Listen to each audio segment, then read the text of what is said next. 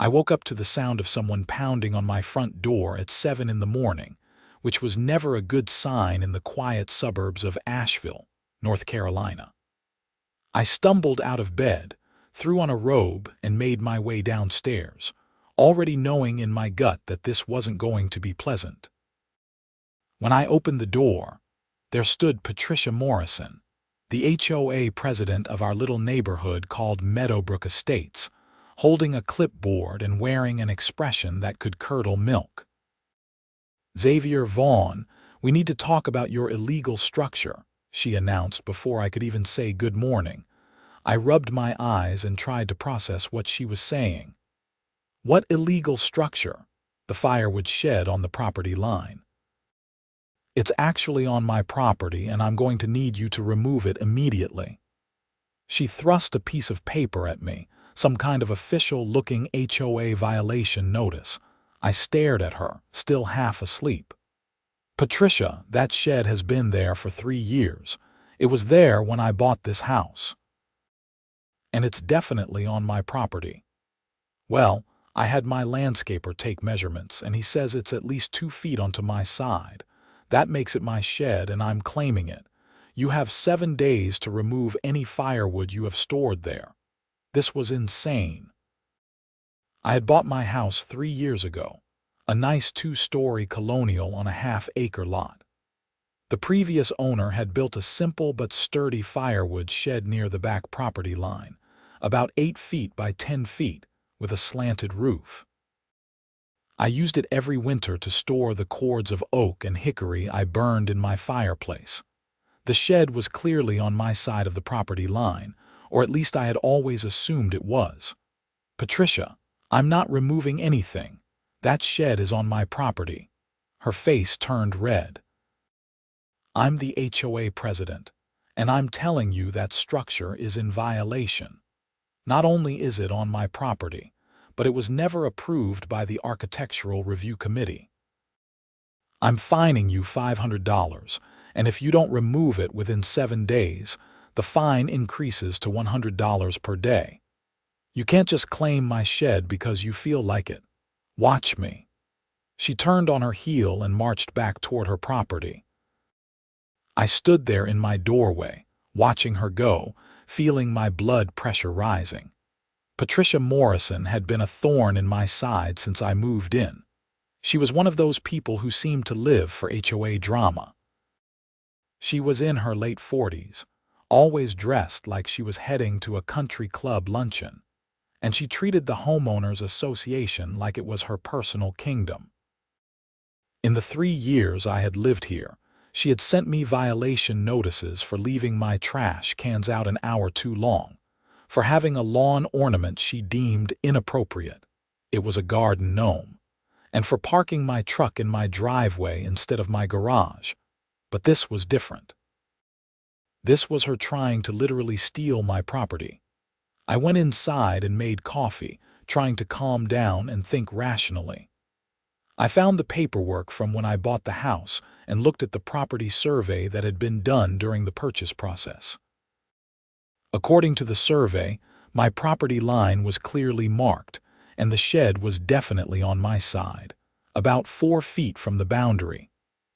I took photos of the survey with my phone and decided I would respond to Patricia's nonsense with facts.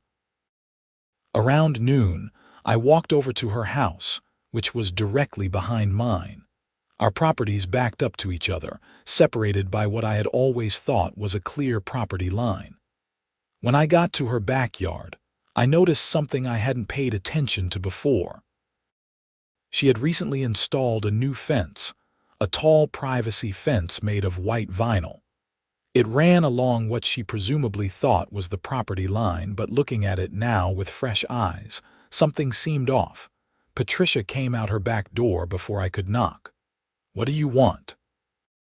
"I wanted to show you the survey from when I bought my house. The shed is on my property, Patricia. Look." I held up my phone with the photo of the survey. She barely glanced at it. "That survey is 3 years old. Property lines can shift." "Property lines don't just shift. They're legal boundaries. My landscaper measured everything. Your shed is on my property, which means it's mine now, and frankly, I need the storage space. I'm going to start using it for my garden equipment. You're not serious, completely serious. And if you try to access that shed, I'll call the police for trespassing. I felt my hands clench into fists, but I kept my cool.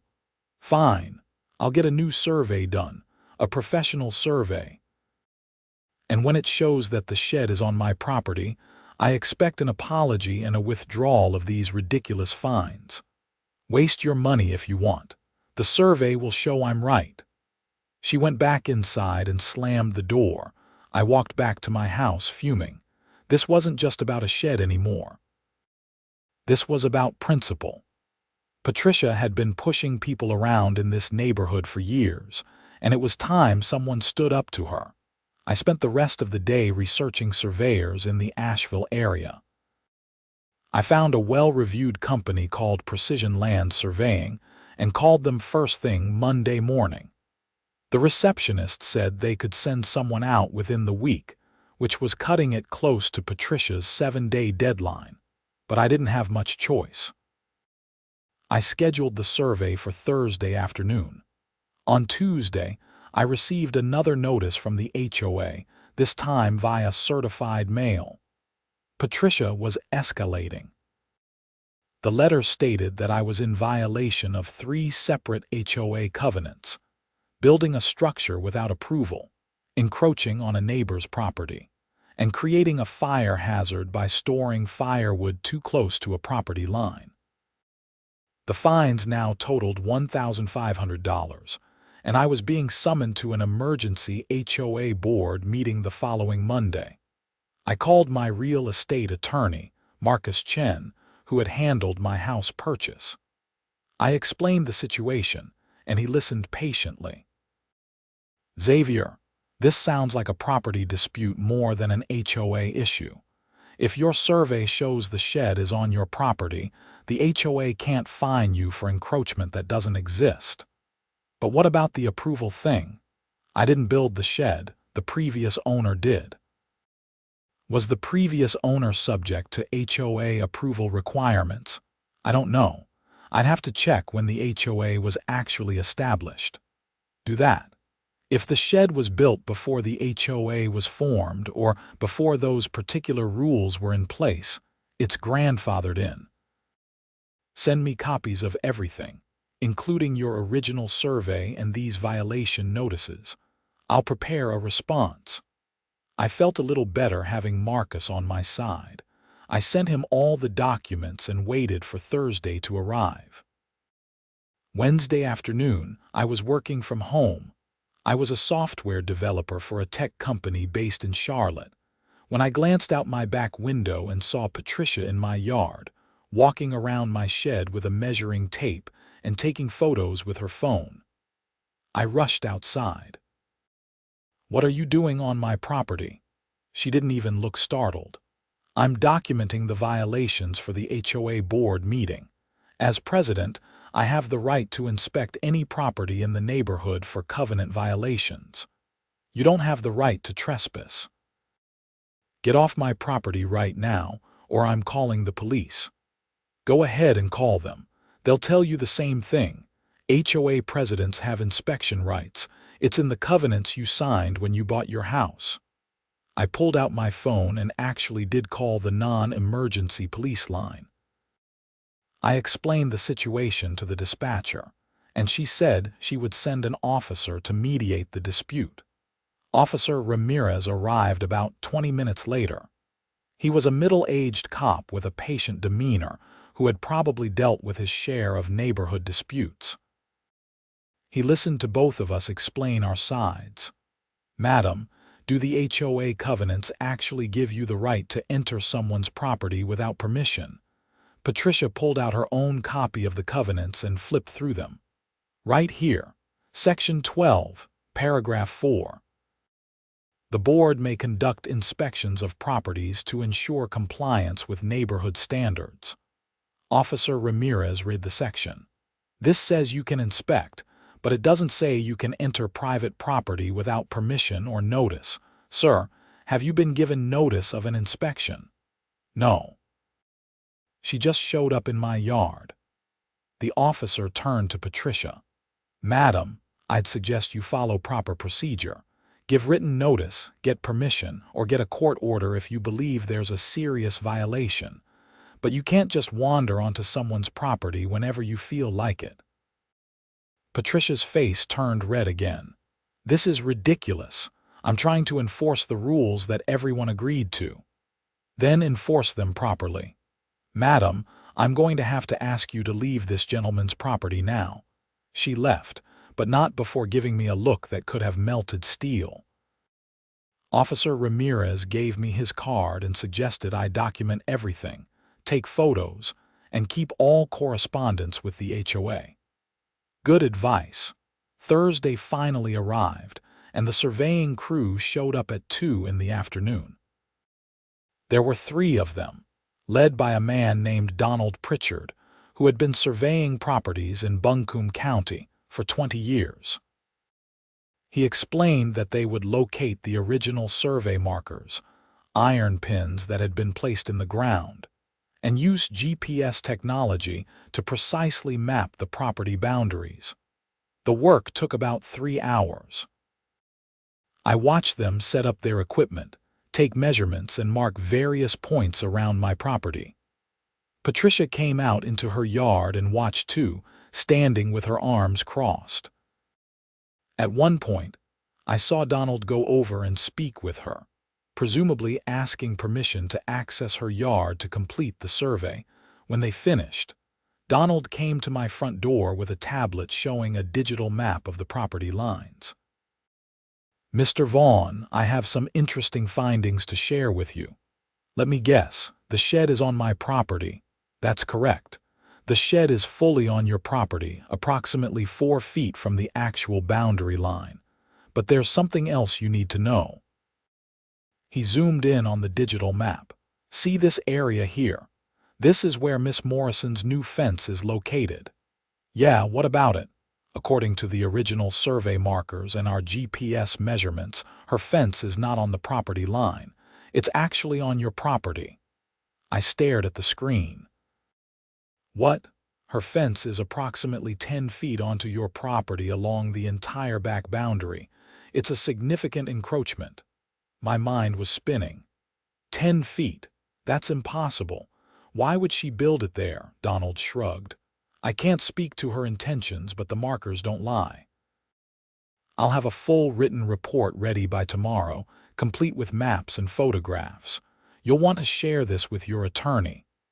And she was claiming my shed was on her property. Yes, you mentioned that. The shed is definitely yours. It's not even close to the boundary line. I started laughing. I couldn't help it. Patricia had been so confident, so aggressive about claiming my shed, and all along she had built her fence 10 feet onto my land. Donald gave me a sympathetic look. Property disputes are never fun, but you have clear documentation now. The survey will hold up in any legal proceeding. After the surveyors left, I immediately called Marcus Chen and told him what they had found. 10 feet. That's not a minor encroachment, Xavier. That's substantial. So what do I do? First, you'll get that written report. Then we'll send a formal letter to Miss Morrison and to the HOA board, informing them of the actual property boundaries. We'll demand removal of her fence and withdrawal of all fines against you. If she refuses, we'll file a property dispute lawsuit. How long will that take? Could be months, could be over a year. Depends on whether she wants to fight it. But with a professional survey, you have a very strong case. Friday afternoon, I received the complete survey report via email. It was thorough and detailed, with maps, photographs, and a written summary of the findings. The back property line was clearly marked, and you could see in the photographs that Patricia's fence was nowhere near the actual boundary. In fact, her fence had essentially stolen 10 feet of depth from my entire backyard, reducing my property by hundreds of square feet. I printed several copies of the report and prepared for the HOA board meeting on Monday evening. I also sent a copy to Marcus, who drafted a formal letter to Patricia and the HOA board. The weekend was tense. I kept looking out my back window at that fence, getting angrier each time.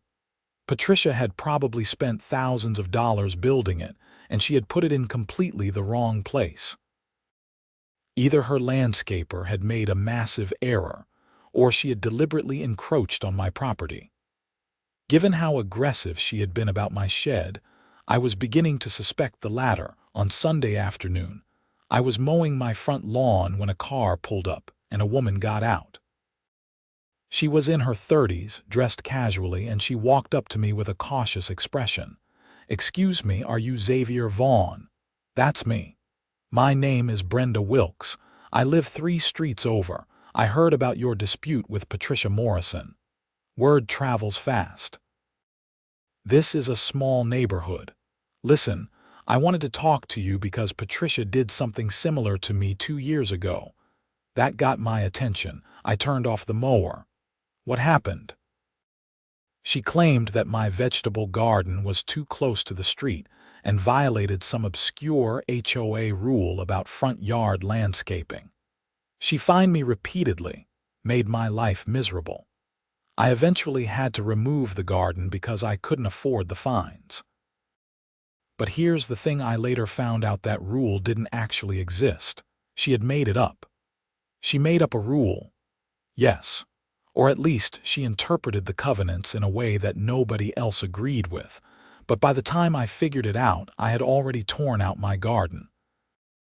I talked to a lawyer, but he said fighting it would cost more than it was worth. Why are you telling me this? Because I know you're fighting back. I heard about the survey, and I want you to know that a lot of people in this neighborhood are rooting for you. Patricia has been abusing her power for years. She drives people crazy with her petty fines and her power trips. If you can prove she's wrong about this property line thing, it might finally put her in her place." I felt a surge of determination. "I've got a professional survey showing she built her fence 10 feet onto my property. I'm not backing down." Brenda smiled. "Good. If you need witnesses to her behavior or documentation of other issues, let me know. There are at least a dozen homeowners here who would be happy to help." We exchanged phone numbers and she left. I felt better knowing I wasn't alone in this fight. Monday evening arrived, and I drove to the community clubhouse where the HOA board meetings were held. It was a small building near the neighborhood entrance, with a meeting room that could hold about 30 people. When I arrived at 7, there were already about 15 people there. Patricia sat at a table in the front with 2 other board members, Gary Hendricks, the vice president, and Susan Liu, the secretary. Gary was a retired accountant in his 60s who generally seemed reasonable. Susan was a teacher in her 40s who usually just went along with whatever Patricia wanted. I took a seat in the 3rd row. Brenda was there, along with several other neighbors I recognized. Patricia called the meeting to order and went through some routine business, approving minutes from the last meeting, discussing the budget for landscaping the common areas, that sort of thing. Then she got to what she called enforcement matters. "We have a serious violation by one of our residents. Xavier Vaughn has built an unauthorized structure that encroaches onto a neighboring property. He has refused to remove it despite multiple notices. The board is here tonight to determine appropriate penalties." I stood up. "I'd like to address the board." Patricia looked annoyed. "You'll have a chance to speak in a moment." "Actually, I'd like to speak now because what you just said is completely false." Gary Hendricks intervened. "Let's keep this civil. Mr. Vaughn, why don't you explain your position?" I walked to the front and handed copies of the survey report to each board member. "Last Thursday, I had a professional survey conducted of my property.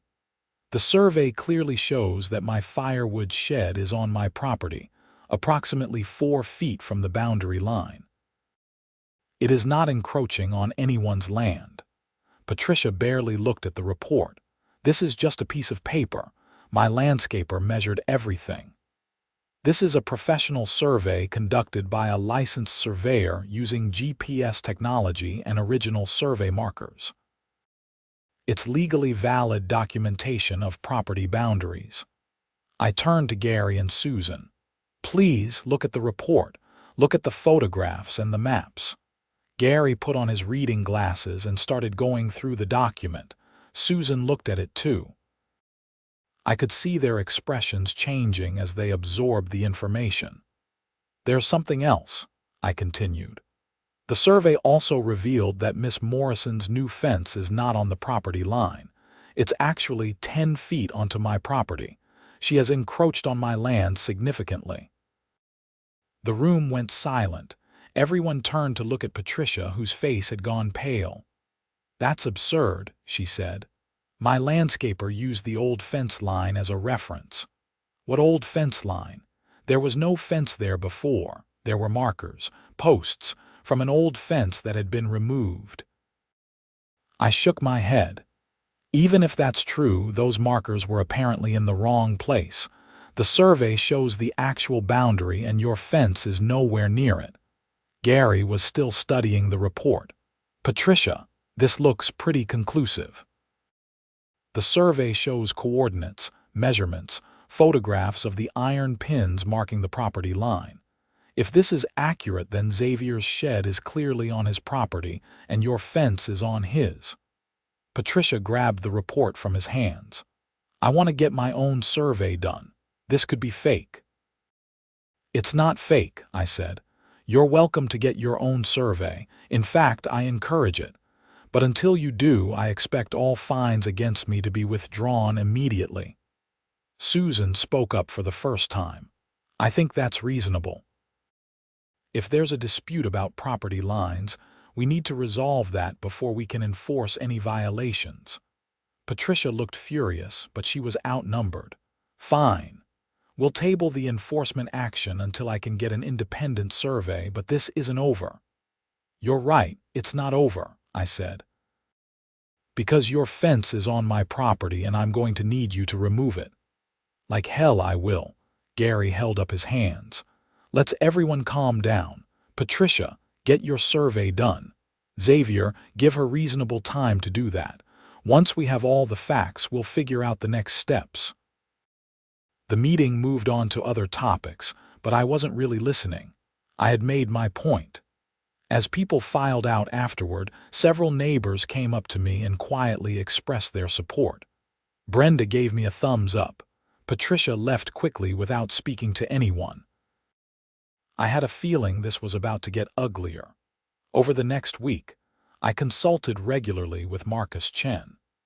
He sent a formal letter to Patricia and the HOA board, outlining the findings of the survey and demanding that the fence be removed and relocated to the actual property line.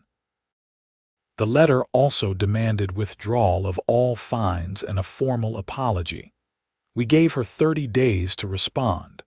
Patricia's response came in the form of her own survey. She hired a different surveying company, and they came out 2 weeks after mine had been there. I watched from my window as they worked, wondering if Patricia had somehow convinced them to fudge the results. But professional surveyors don't work that way. When Patricia received her survey results, she must have been devastated, because the findings were identical to mine. Her fence was 10 feet onto my property. Her surveyor's report even included a note that the encroachment was substantial and problematic. She didn't contact me directly. Instead, she sent a letter through the HOA claiming that the property line was unclear due to historical ambiguity, and that she should be allowed to keep her fence where it was because moving it would be cost prohibitive. The letter suggested that I should accept a boundary line adjustment and essentially give her 10 feet of my property. I showed the letter to Marcus, who actually laughed out loud when he read it. She's trying to steal your land and asking you to make it legal. The audacity is remarkable. What do I do? We file suit. Property encroachment trespass, and will ask for damages including attorney fees. She'll have two choices: settle by removing the fence or fight it in court and lose. How sure are you that we'll win? With two independent surveys showing the same boundary. I'm as sure as a lawyer can be about anything, but litigation is expensive and time-consuming. I'd recommend trying one more time to resolve this outside of court. Marcus drafted another letter, this one more forceful. It gave Patricia 30 days to remove the fence and relocate it to the correct property line. If she failed to do so, we would file suit and also pursue claims for the value of the land she had been unlawfully occupying. I personally delivered this letter to Patricia's house. She answered the door in workout clothes, looking tired. "I'm not removing my fence, Xavier." "Then you're going to lose in court and end up paying my legal fees on top of the cost of removing the fence. Is that really what you want? You're being completely unreasonable. It's just 10 feet. It's 10 feet of my property. You built a fence in the wrong place. That's not my problem. I spent $8,000 on that fence. Then you wasted $8,000. Patricia, why are you doing this? You were wrong about the shed. You were wrong about the property line. Just admit it and fix the problem. I'm the HOA president. If I back down from this, no one in the neighborhood will respect my authority." There it was. This wasn't about property lines or sheds or fences. It was about ego and control. Patricia couldn't stand being wrong, couldn't stand losing face. "Your authority doesn't mean anything if you're not following the actual rules," I said. "You've been bullying people in this neighborhood for years. Brenda Wilkes told me about the vegetable garden thing. How many other people have you pushed around with fake violations and threats?" "I enforce the covenants fairly." "No, you don't. You enforce them based on your personal whims and your need to control people. This ends now. Remove your fence or I'll see you in court." I left before she could respond. 2 days later, Marcus received a call from Patricia's attorney, a guy named Richard Stanton. Stanton proposed a settlement. Patricia would move her fence, but I would have to drop any claims for damages or attorney fees. Essentially, we would both walk away and call it even. Marcus presented the offer to me. "It's not a bad settlement. You get what you want, which is your property back, and you don't have to pay for a lengthy court battle. But she doesn't face any consequences for what she did." That's the nature of settlements. Nobody's happy, but everyone avoids worse outcomes. I thought about it for a day. The truth was, I didn't care about the money. I just wanted Patricia to stop harassing me and to get her fence off my land. If she agreed to move it, that was a win. "Okay, I'll accept the settlement. But I want it in writing that all HOA fines against me are withdrawn, and I want her to agree not to bring up the shed issue again. I'll make sure those terms are included." The settlement was drafted, negotiated, and signed within 2 weeks. Patricia agreed to remove her fence and rebuild it on the correct property line. All fines against me were withdrawn. We both agreed to release any claims against each other related to the property dispute. I thought that was the end of it. I was wrong. Patricia hired a fencing contractor to remove the old fence and install a new one. The work started on a Saturday morning. I was in my kitchen when I heard the sound of machinery and went to look out my back window. The contractor had brought a small excavator to pull out the old fence posts. Everything seemed fine until about noon, when I noticed the contractor was installing the new fence posts. I went outside to check, bringing my copy of the survey with me. As I watched the workers, I realized they weren't putting the fence on the property line. They were putting it about 3 feet onto Patricia's property. I walked over to the contractor, a burly guy in his 50s wearing a company shirt that said Carson Fencing. "Excuse me, Can I ask where you're placing the property line?" He showed me a crude map that Patricia had apparently given him. "Lady said the boundary was here." "That's not correct. The actual boundary is 3 feet that way." I showed him the survey map. The contractor studied it, then looked at Patricia's map, then shook his head. "Madam paid me to build a fence here. That's where I'm building it." "But you're building it on her property, not on the boundary." "Not my problem. I build where the customer tells me to build." I went to Patricia's back door and knocked. When she answered, I could tell she had been expecting this. "Your contractor is building the fence in the wrong place. He's building it where I told him to build it. I'm allowed to build a fence on my own property, aren't I?" "Yes, but the settlement said you'd build it on the property line." I read the settlement carefully. It says I'll remove my fence from your property, which I have done. It doesn't say where on my property I have to build my new fence. I stood there for a moment, processing this. She was technically right. The settlement had focused on removing the encroachment, but hadn't specified exactly where the new fence had to go. We had assumed she would put it on the boundary line, but she was deliberately placing it inside her own property to make some kind of point. "Why are you doing this, Patricia?" "Because I don't want my fence right next to your property. I want a buffer. This way there's no confusion about whose fence it is." It was a petty move, but it wasn't illegal. If she wanted to build her fence 3 feet inside her own property line, that was her choice. It actually worked out better for me because it meant I had those extra 3 feet of space to use as I wanted. "Fine. Build your fence wherever you want. Just keep it off my land."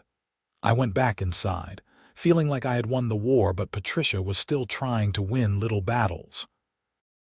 The fence was completed over the weekend, and true to her word, or at least her twisted interpretation of the settlement.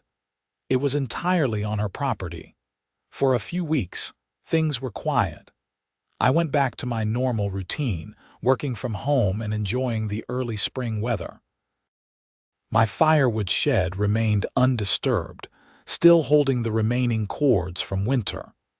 I started to think maybe Patricia had finally moved on. Then I got another HOA violation notice. This one claimed that my lawn had patches of dead grass that violated the neighborhood standards for landscape maintenance. The fine was $250. I went outside and looked at my lawn. Sure, there were a few brown patches where the grass had struggled through the winter, but nothing unusual for early April in North Carolina. Every lawn on the street had similar issues. I took photos of my lawn and photos of every other lawn on my street, including Patricia's, which had just as many brown patches as mine.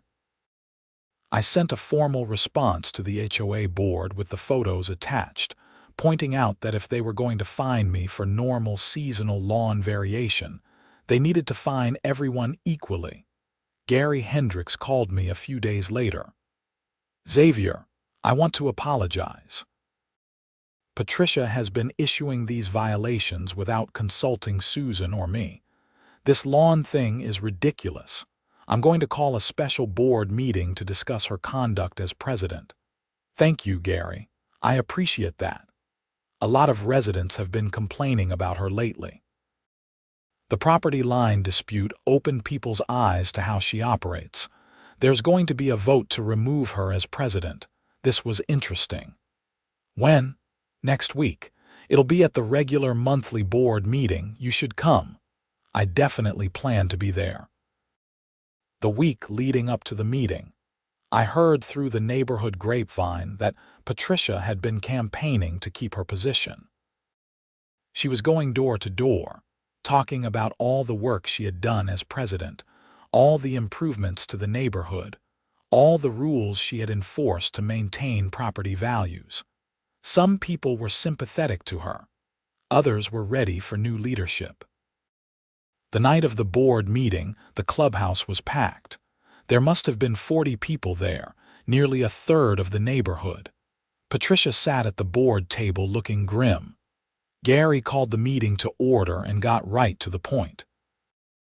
We're here tonight to discuss a motion to remove Patricia Morrison as HOA president and to elect a new president.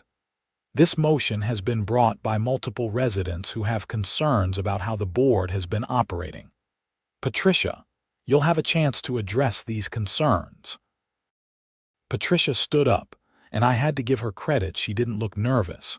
She looked defiant. I have served this neighborhood faithfully for 5 years as your president. I have worked hard to maintain our property values and enforce the covenants that we all agreed to when we bought our homes. Yes, I've had to make difficult decisions. Yes, I've had to find people who violated the rules. That's my job. If you remove me, you'll be sending a message that the rules don't matter, that people can do whatever they want, and this neighborhood will go downhill fast. Gary stood up next. Patricia, the issue isn't that you enforced rules. The issue is that you've been inconsistent. You've overstepped your authority, and you've created conflicts where none needed to exist. The property line dispute with Xavier is a perfect example. You accused him of encroachment when, in fact, you were the one who had encroached on his property. You refused to admit your mistake and forced him to spend money on legal fees to defend himself. I made an honest error based on incorrect information from my landscaper. But instead of acknowledging the error when you saw the survey results, you doubled down and demanded that Xavier give up 10 feet of his property. That's not honest, that's not reasonable, and it's not how an HOA president should behave. Several people in the audience clapped. Patricia's face turned red. Brenda Wilkes stood up from the audience. I'd like to add something. 2 years ago, Patricia fined me repeatedly for having a vegetable garden in my front yard. She claimed it violated HOA rules. I later learned that her interpretation of the rules was questionable at best. She made my life miserable over a few tomato plants. That's not leadership. That's bullying. Another resident stood up, a man I didn't know. Last year, Patricia threatened to fine me because my house number wasn't the right font. The right font. She said our covenants required a specific style of house numbers. I checked the covenants myself and there's no such requirement. She made it up. More people started speaking up, sharing their own stories of Patricia's overreach, her petty threats, her inconsistent enforcement. It became clear that I wasn't the only one who had been dealing with her nonsense. She had been antagonizing the neighborhood for years, and the property line dispute had finally given people the courage to stand up to her. When it came time for the vote, it wasn't even close. 32 residents voted to remove Patricia as president. Only 8 voted for her to stay. She was out. The board then held a quick election for a new president. Gary Hendricks was elected unanimously. In his acceptance speech, he promised a more collaborative, reasonable approach to HOA management. Patricia packed up her things and left the meeting without saying another word. I almost felt bad for her. Almost. But then I remembered all the stress she had caused, all the money I had spent on surveys and legal fees, all the sleep I had lost worrying about her baseless accusations. I thought that was the end of the Patricia saga, but there was one more twist to come. About 3 weeks after she was removed as HOA president, I was working in my home office when I saw a police car pull up to Patricia's house. Then another one. I watched as 2 officers went inside. They were there for about an hour, and when they came out, Patricia was with them. She was in handcuffs. I immediately called Brenda, who seemed to know everything that happened in the neighborhood. Brenda, what's going on with Patricia? I just saw her get arrested. Oh my God, you didn't hear. Someone found out she's been embezzling from the HOA. What? Yeah. Apparently Gary started going through the HOA financial records after he became president, and he found all these irregularities. money missing from the accounts, checks written to fake vendors. He reported it to the police, and they've been investigating for the past few weeks. They must have found enough evidence to charge her. I sat down, stunned. How much money are we talking about? I heard over $30,000 spread out over 3 years. This put everything in a new light. Patricia's aggressive behavior, her need to control everything, her paranoia about people challenging her authority, it all made sense if she was stealing money and trying to prevent anyone from looking too closely at the finances. Over the next few months, the full scope of Patricia's crimes came out. She had been writing checks to fictional landscaping companies, pool maintenance services, and other vendors. The checks were deposited into a separate bank account that only she had access to. She had used the money for personal expenses, vacations, clothes, home renovations. The district attorney charged her with embezzlement, fraud, and theft. I ended up having to testify at a preliminary hearing about my experiences with Patricia, particularly the property line dispute and her refusal to follow proper procedures. The prosecutor wanted to establish a pattern of Patricia abusing her authority and trying to intimidate anyone who questioned her. Patricia's defense attorney tried to argue that she had made accounting errors, not committed crimes, but the evidence was overwhelming.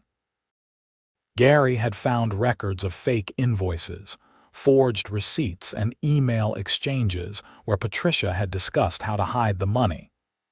She had even convinced Susan Liu, the former secretary, to approve some of the fraudulent expenditures, though Susan claimed she hadn't known they were fake. In September, Patricia pleaded guilty as part of a plea agreement. She was sentenced to 2 years in prison and ordered to pay full restitution to the HOA. Her house went up for sale. She needed to liquidate assets to pay back what she had stolen. The neighborhood slowly returned to normal. Gary proved to be an excellent HOA president, focused on practical issues like road maintenance and common area upkeep, rather than petty rule enforcement. He actually revised the HOA covenants to limit the president's authority and require board approval for any fines over $100.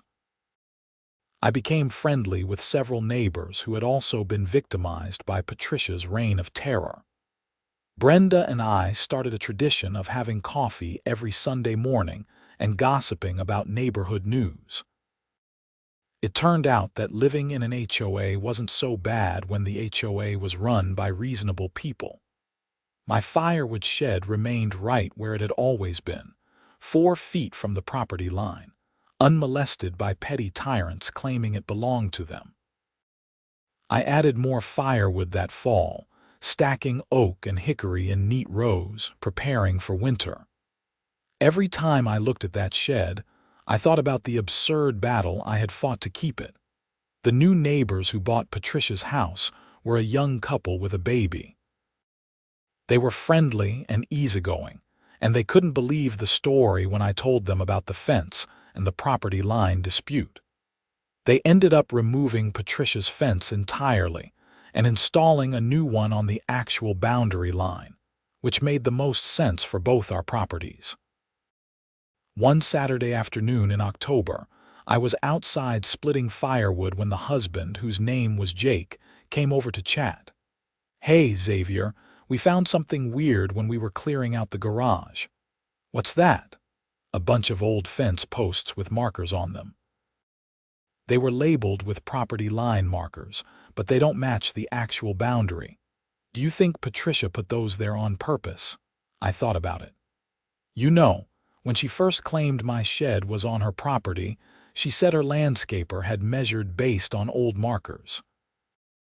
I wonder if she planted fake markers to create a false property line. That's crazy. Why would someone do that? To steal land. She put her fence 10 feet onto my property. If she could get away with claiming that was the real boundary, she'd have a bigger yard and I'd have a smaller one. Jake shook his head in disbelief. That's seriously messed up. I'm glad she's gone. You and me both.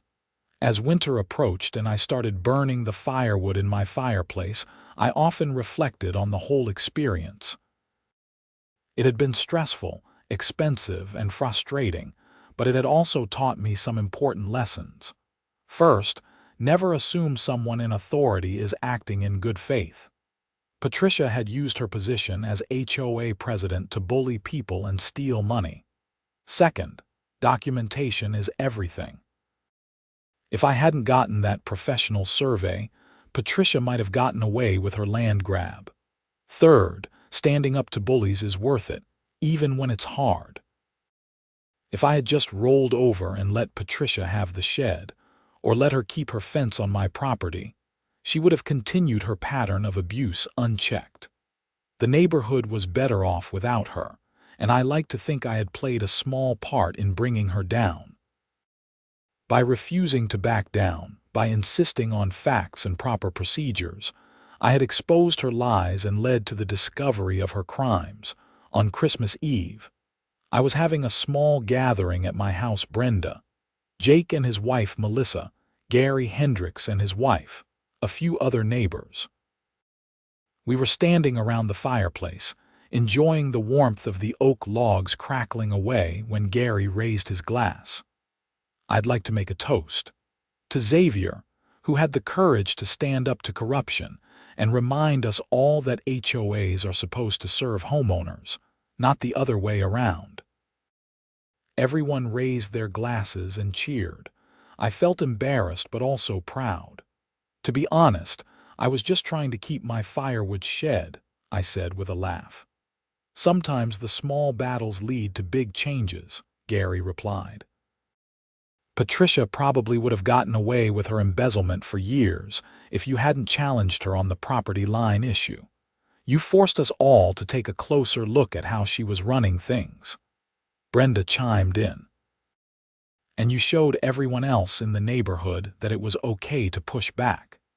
After you fought the fence thing, a dozen other people came forward with their stories.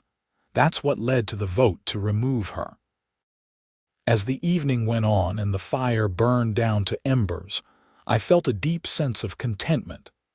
My little house in Asheville, with its half-acre lot and its firewood shed, was exactly where I wanted to be. The HOA drama had been exhausting, but it had also brought me closer to my neighbors and taught me the value of fighting for what's right. The next spring, I planted a garden in the 10 feet of yard that Patricia's fence had previously covered. I put in tomatoes, peppers, zucchini, and herbs. Brenda came over to help, and we laughed about how Patricia would have hated seeing vegetables growing in what she had tried to claim as her territory. You know what the best part is? Brenda said as we knelt in the dirt, planting seedlings. She spent $8,000 on that fence and now it's gone. You're using the land she tried to steal and she's in prison. Justice. I'll drink to that, I said, though we were just drinking iced tea in the afternoon sun. The garden flourished that summer. I gave away bags of tomatoes and peppers to neighbors, and everyone joked that they were grown on freedom land or justice land, or the land that Patricia couldn't steal. It became a running gag in the neighborhood, a symbol of how things had changed for the better. Years later, when I would tell the story to new neighbors or friends, they would always be amazed at how brazen Patricia had been. She tried to steal your shed and it turned out she had built her fence on your property, they would say, shaking their heads. And then she was embezzling money too. That's like a movie, but it wasn't a movie. It was just life in an American suburb, where homeowners associations can become petty kingdoms if people aren't paying attention, where a dispute over a firewood shed can unravel years of corruption, and where sometimes standing your ground leads to justice not just for yourself, but for an entire community. I never regretted fighting that battle, even though it cost me time, money, and stress. Because in the end, It wasn't really about the shed or the fence or the property line. It was about refusing to be bullied, insisting on the truth, and holding people accountable for their actions. Those principles mattered more than any amount of firewood or square footage of land. And whenever I was out in my backyard, whether I was stacking wood in the shed or harvesting vegetables from the garden, or just sitting on my deck enjoying a quiet evening, I would look at that property line and smile. The survey markers were still there, visible reminders of where my land ended and my neighbor's began. Clear boundaries, properly established, respected by everyone. That's all I had ever wanted. That, and to be left alone to live my life without some petty tyrant trying to steal my stuff and fine me for imaginary violations. Was that really too much to ask? Apparently, in Patricia Morrison's world, it was. But Patricia's world had come crashing down, and the rest of us were living in a better neighborhood because of it. The HOA still existed, still had rules and covenants, still maintained the common areas, and dealt with the occasional legitimate dispute. But under Gary's leadership, it functioned the way it was supposed to, as a service organization that helped homeowners, not a police state that terrorized them. I sometimes wondered what Patricia thought about during her time in prison.